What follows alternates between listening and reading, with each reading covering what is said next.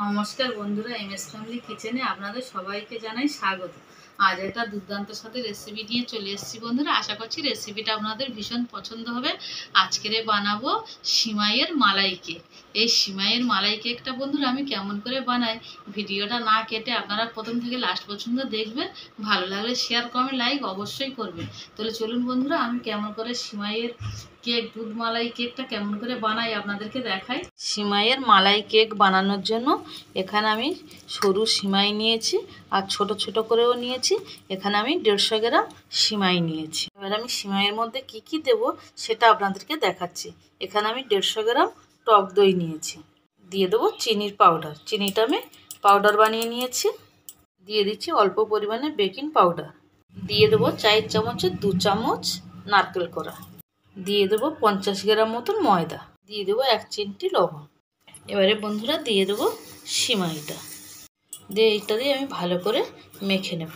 আর বন্ধুরা এই যে সিমাই মালাইটা খেতে এত দারুণ হয়, বাড়িতে একদিন বানাবেন, বানিয়ে খাবেন। খেয়ে আপনাদের কেমন লাগলো আমাকে কমেন্ট বক্সে জানাবেন। এই দেখুন সিমাইয়ের সঙ্গে ব্যাটারটা একদম রেডি হয়ে গেছে। এরকমভাবে বানিয়ে নিতে হবে। বেশি নরম হয়ে গেলে তাহলে কেকটা কিন্তু ভালো হবে না। আর বন্ধুরা এই চ্যানেলে আরও রেসিপির লিঙ্ক ডেসক্রিপশান বক্সে দেওয়া আছে। এখানে কেকটা বসানোর জন্য একটা পাত্র নিয়েছি। এটাতে আমি ভালো করে তেল ব্রাশ করে দিয়েছি। আপনারা চাইলে ঘি ব্রাশ করেও দিতে পারেন।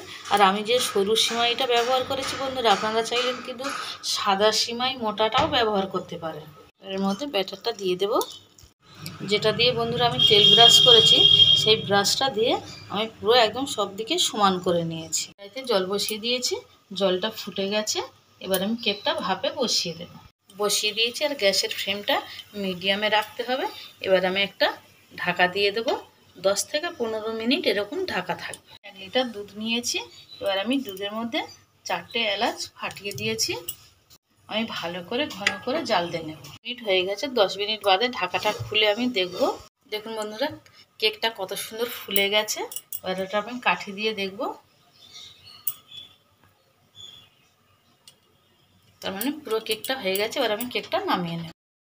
দুধটা বন্ধুরা আমি জাল দিয়ে এই দেখুন ভালো করে ঘন করে নিয়েছি। আর আমি তো কেকের মধ্যে অল্প চিনি দিয়েছি, পরিমাণ মতন চিনি দিয়েছি। দুধের মধ্যে তো চিনিটা দিইনি।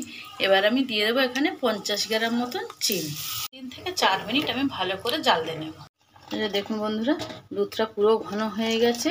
এবার আমি দুধটা নামিয়ে নেব। এই দেখুন বন্ধুরা কেকটা যে আমি বানিয়েছি সিমাইয়ের কেক, এই দেখুন হাতে কিছুই লাগছে না।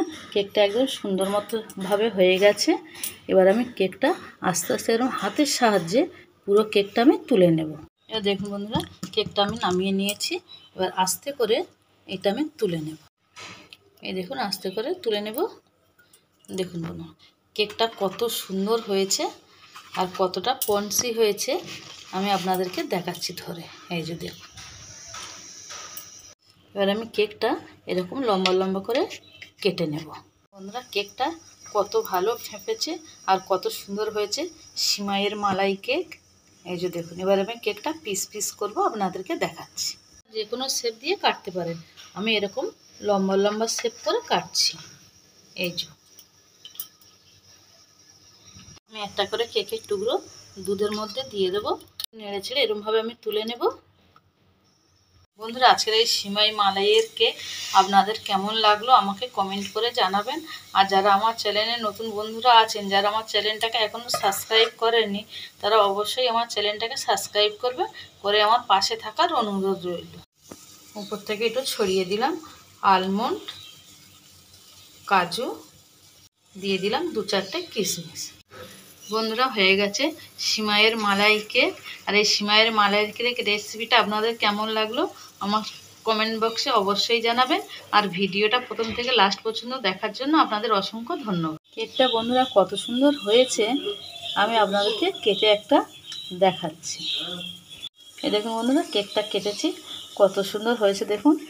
দুধও সুন্দরভাবে গেছে আর সুন্দরভাবে কেকটা তৈরি হয়ে গেছে।